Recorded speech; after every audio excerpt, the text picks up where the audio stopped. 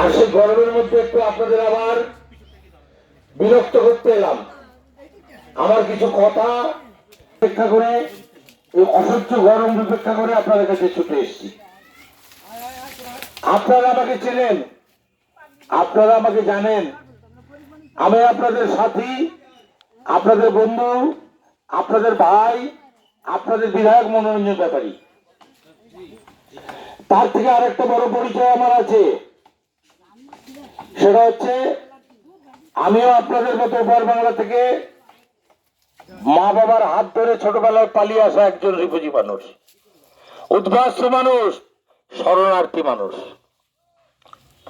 বন্ধু, পাখি যেমন ঠোঁটে করে একটা একটা কুটো এনে নিজের বাসা তৈরি করে,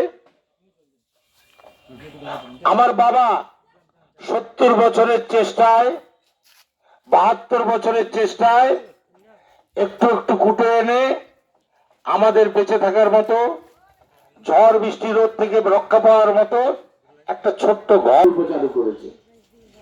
এই 72টাই আমি পাইনি, 72টাই আপনি পাননি, কিন্তু 5টা 10টা তো পেয়েছি।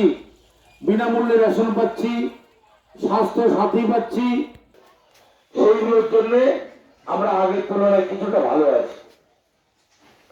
এই ভালো থাকা বাংলার বাইরের একজন লোক, বহিরাগত লোক বাংলা আইন নিয়ে ঝাঁপিয়ে পড়েছে। আবার আরেকবার আমাদের ছিন্নমূল করে দেবে, আর একবার আমাদের উৎখাত করে দেবে। বন্ধু, একবার আসামের দিকে তাকিয়ে দেখুন, আমাদের এই রিফিউজি মানুষরা একদিন বিজেপিকে ভোট দিয়েছিল।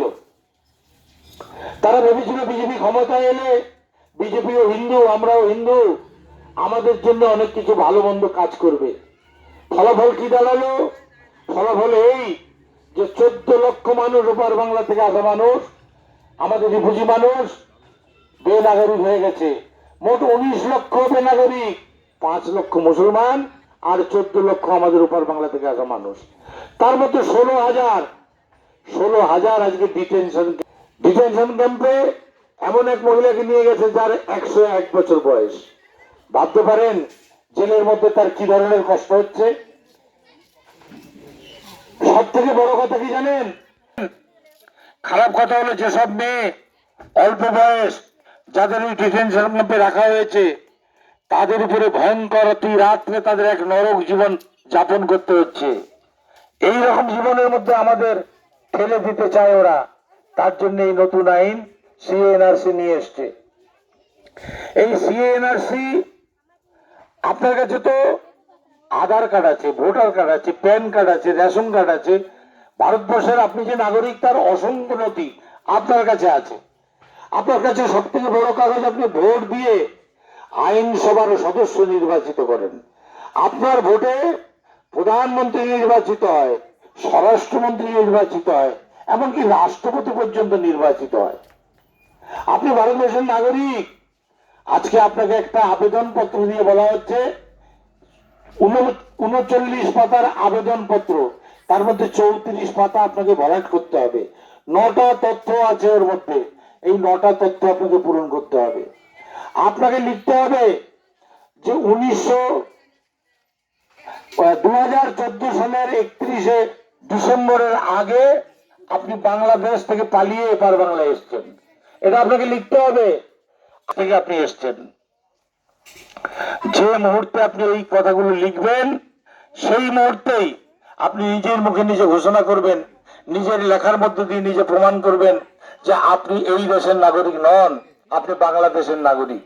প্রমাণপত্র কোন ধর্মীয় প্রতিষ্ঠান, যেমন ওই যে শান্তনু ঠাকুরদের প্রতিষ্ঠান, ভারত সেবাশ্রম সংঘ, হিন্দু মহাসভা, এরকম একটা কোন প্রতিষ্ঠান থেকে লিখিয়ে আনতে হবে যে আপনি হিন্দু। এমনি এমনি লিখে দেবে না। শান্তনু ঠাকুররা জানেন, মতুয়া কার্ড লিখে দেবার সময় 150-200 করে টাকা নিত। আপনার পরিবারের 5 জন লোক 5টা কাগজ লেখাতে কত টাকা লাগতো? আবার আর একটা ফাঁদ পাচ্ছে আপনাদের দমন করার, শোষণ করার, আপনাদের লুটপাট করে নেবার এক ধর্মীয় কারণে বিতাড়িত এসছেন। কিভাবে প্রমাণ করবেন আপনি ধর্মীয় কারণে এসছেন? ওরা বলছে আপনার উপরে যখন অত্যাচার হয়েছিল তখন থানায় কি কোনো ডায়েরি করেছেন? তাহলে সেই ডায়েরির একটা কপি লাগবে।